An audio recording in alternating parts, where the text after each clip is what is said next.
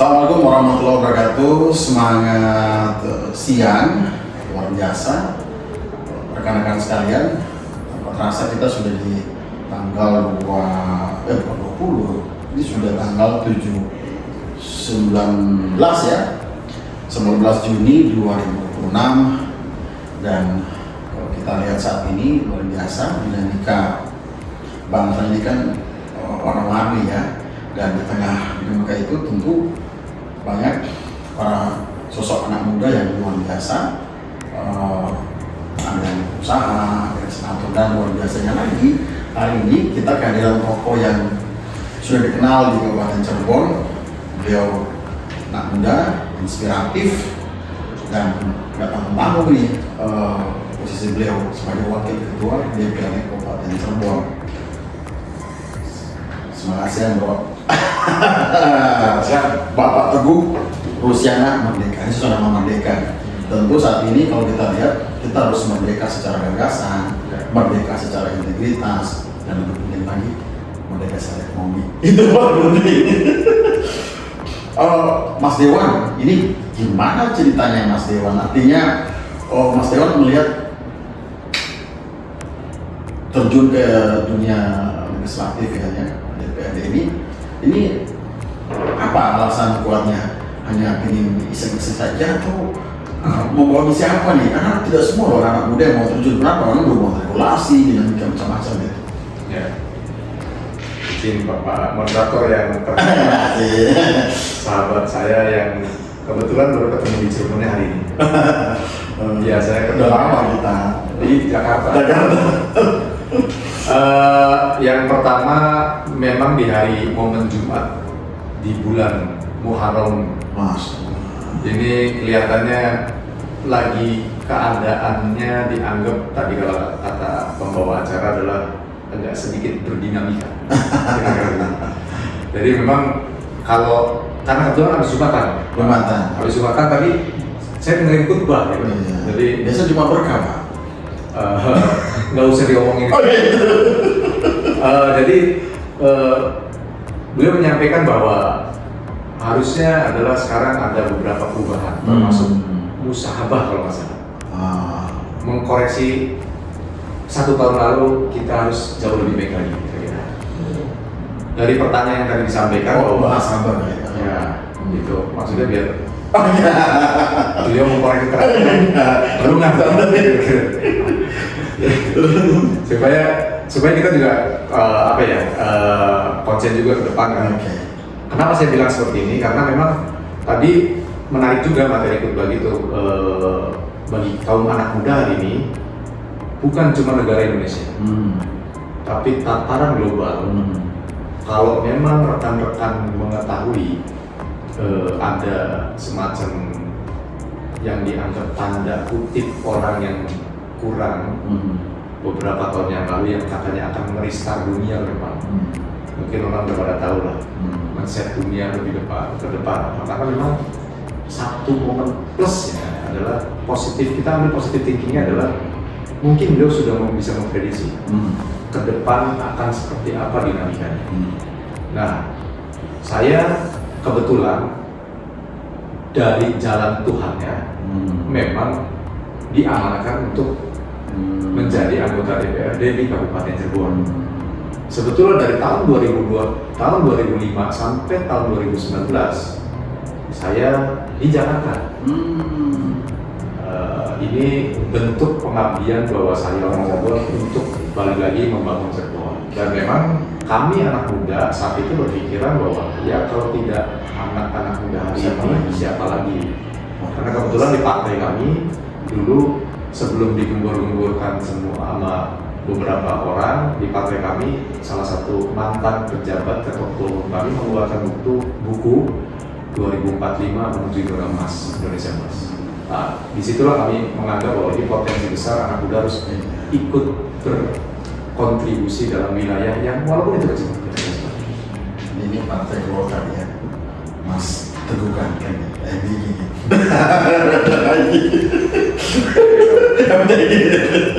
baik, luar biasa. Jadi ini sudah sangat clear bahwa Mas Dewan ini balik ke Cirebon bagian dari panggilan hati untuk mengabdi, ya kan? Kalau bukan anak muda siapa lagi? Oh gitu. Ini sudah masuk ke periode kedua. Ini kasih tahu dong. Ini karena baik juga ya.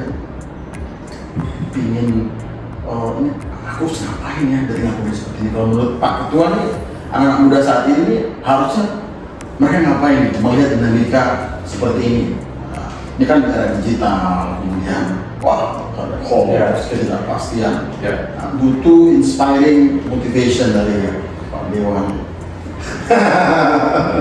Ini karena momentumnya hari Jumat. Hari Jumat. Jadi agak sedikit bergeser juga ke keagamaan. Oh my God. Pak Dewan kan kadang-kadang lebih spiritual ya.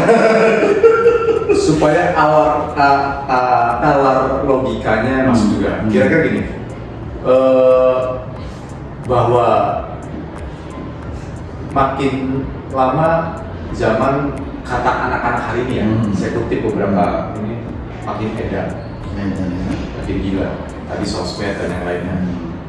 Prinsipnya begini, bahwa negara hari ini hadir, termasuk juga salah satunya bagian menangkal berita-berita hoax.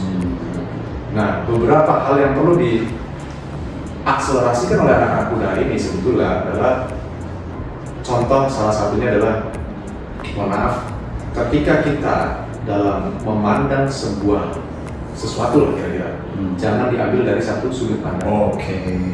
Jadi harus dilihat dari sudut pandang yang lainnya juga.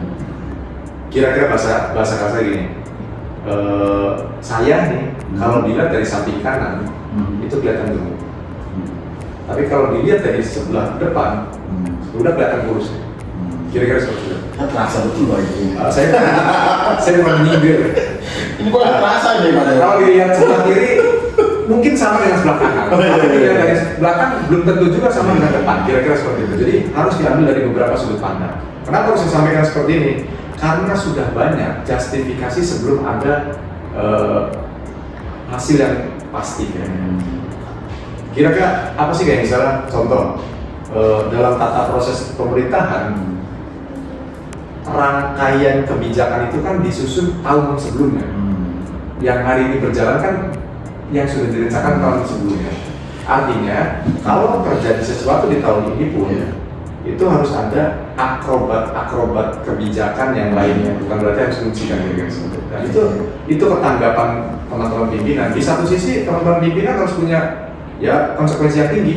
Kebijakan dan ranah-ranah yang lainnya, ada yang kebijakan populis atau non populis, sudah pasti seperti itu.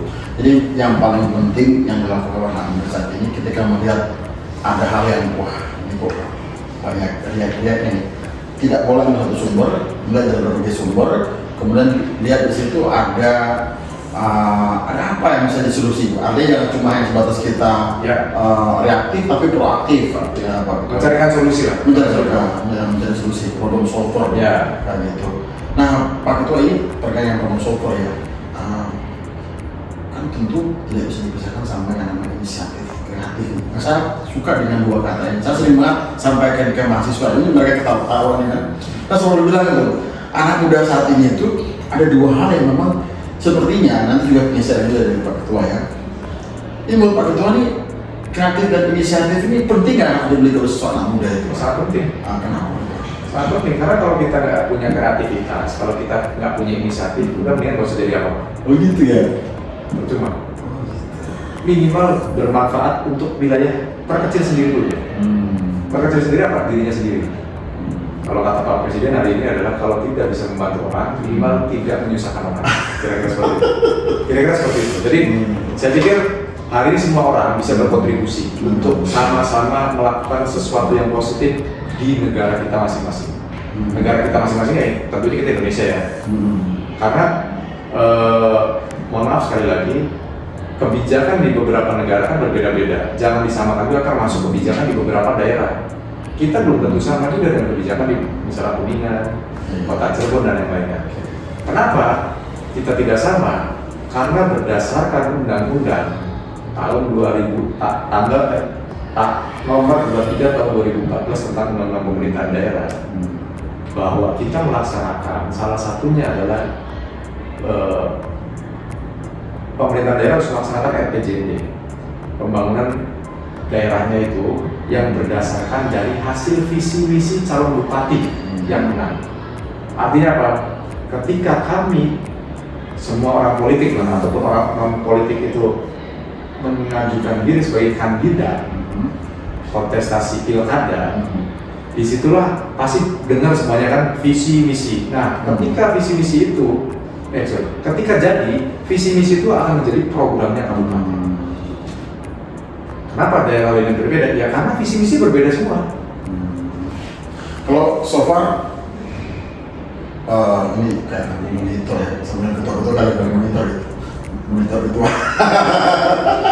Jadi Mas Dewan, sosok anak muda. Nah, sejauh ini yang Mas Dewan lakukan untuk mendampingi, mengadvokasi ke anak-anak muda khususnya Kabupaten Cirebon ini udah seperti apa tuh Mas Dewan? Katanya sebentar lagi mau hadir Presma, itu bagian dari itu ya. Bagi saya gini, ke apa ya? Ya itu balik lagi, dilihat dari beberapa sudut pandang.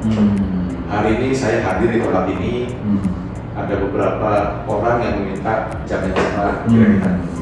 Mungkin di sini saya dianggap bahwa menghormati, tapi di tempat lain saya dianggap ikan, karena tidak memberikan waktu ke beliau, kira-kira seperti itu. Ada beberapa kita hari ini juga rapat saya itu tinggal dilihat dari sudut pandang mana kira-kira. Jadi kita apresiasi Pak Dewan ya, hari ini sudah hadir bersama dengan anak-anak muda, khususnya pendidikan bahasa Inggris ya kan, memberikan pencerahan buat kita semuanya. Prinsipnya menurut saya hari ini kalau bagi anak muda hari ini harus punya karakteristik. Kenapa harus punya karakteristik? Karena ilmu saja tidak cukup. Jadi kalau saya izin, saya bercandaan dulu, saya anak IPS. Dengan anak-anak IPA biasanya bercandaan. Kalau IPS itu sosial jadi banyak temannya. Jadi kadang-kadang rankingnya rendah pun bisa jadi bos ya. Kira-kira gitu. Jadi hal yang itu positifnya adalah kita semuanya bisa bersaing asal kita punya karakteristik masing-masing dan tentu harus bisa dipertahankan idealisnya masing-masing. Oke, itu penting. Idealis harus dijaga dan punya karakter itu sebagai pembeda. Mungkin saya ingin spesifik lagi. Tapi belum selesai tadi. Oh, apa tuh? Hari ini kan harus ada rasionalisasi. Ya. Dia harus rasionalisasi juga. Idealis boleh, tapi juga harus realistis ya. Kira-kira rasional bukan realistis. Oh iya, rasional. Ini saya ingin spesifik sedikit sebelum kita, karena mengingat waktu Pak Dewan ini kan semuanya sibuk kan. Moto hidup seorang Mas Teguh itu piye moto hidup ini kan anak muda Mas spill dong moto hidupnya Pak Dewan ini gimana ya? Kalau moto hidup hampir sama semuanya.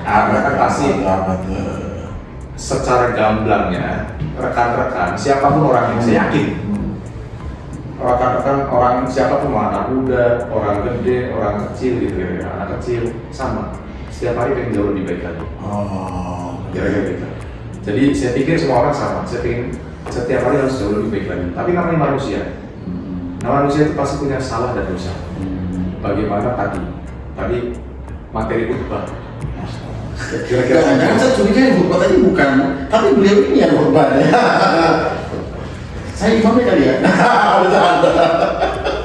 Jadi kalau bagi saya hari ini memang penting bagi generasi anak muda untuk melek dan sadar terhadap beberapa poin yang memang di lingkungan sekitar terlebih dahulu. Banyak permasalahan pasti nggak mungkin kita ditakdirkan lahir sebagai manusia bukan tanpa ujian. Kira-kira gitu kan, betul kan? Betul. Katanya terus berarti kan pasti dalam perjalanan apapun bentuknya pasti punya masalah. Cirebon punya masalah banyak. Apa yang sudah selesai? Ada juga kira-kira. Nah pertanyaannya kan sekarang bagaimana menuju supaya semua permasalahan minimal itu terselesaikan dengan baik. tanpa meninggalkan satu masalah. Artinya optimisme penting.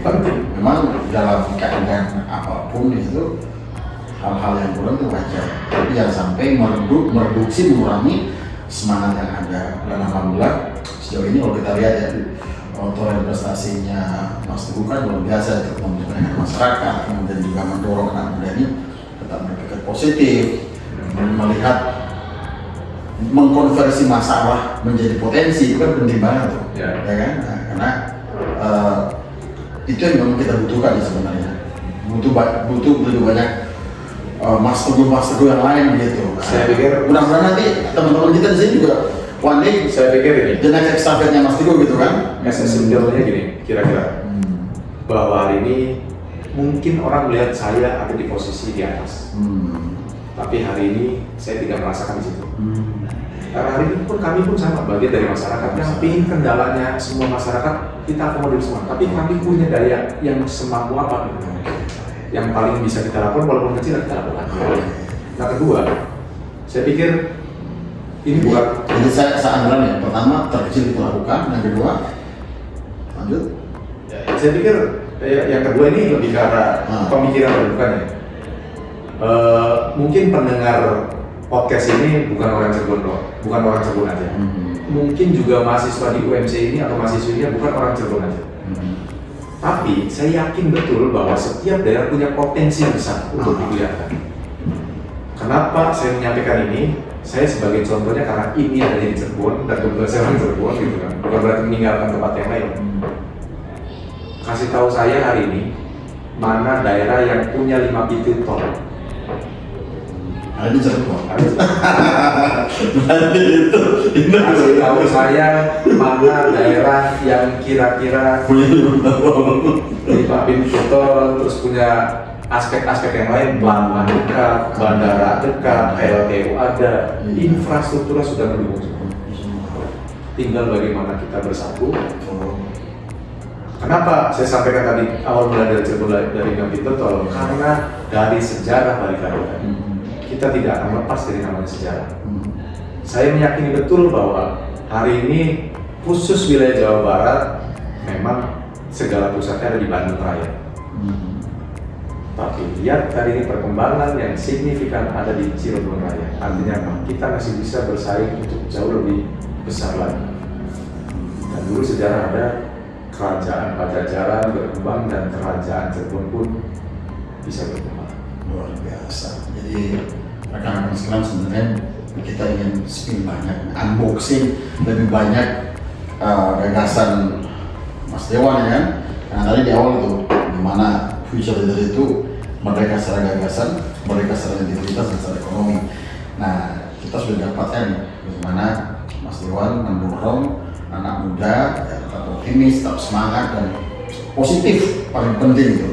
Apalagi Anda dibilang di Cirebon, ini Cirebon disebut dengan kota wali gitu kan, wali terus apa gitu, Rombon ada, ya kan, mau ke apa tadi ke bandara dekat, bahkan ini sebagai pintu mau ke Pulau Jawa, ke daerah Jawa kan sebagai gerbang. Luar biasa, Mas Dewa, sebenarnya banyak kita ini kalau cuma tentu kabarnya Mas Dewan ada agenda juga yang ditunggu sama mahasiswa kan. Artinya orang bilang pemimpin itu leader tomorrow, students today. Nah hari ini kita luar biasa mewujudkan itu. Mas Dewan, terima kasih hari ini atas waktunya. Mudah-mudahan di lain kesempatan kita ada beberapa series ya Mas Dewan. Karena ini kita sebut dengan ready stock. Yang ada di sini adalah para pemimpin masa depan.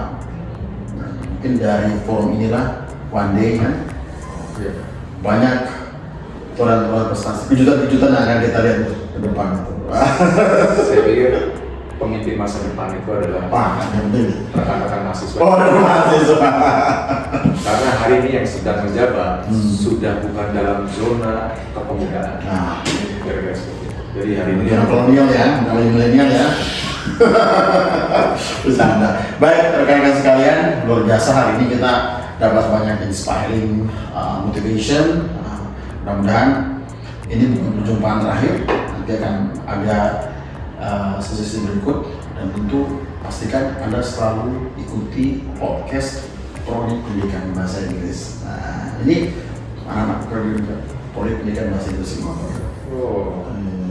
Apa itu English? Ya, kalau ngomongnya nggak gitu, tapi kalau saya bicaranya nggak bisa. Oke, luar biasa. Oke, thank you banget atas waktunya. Makasih ya. Assalamualaikum warahmatullahi wabarakatuh.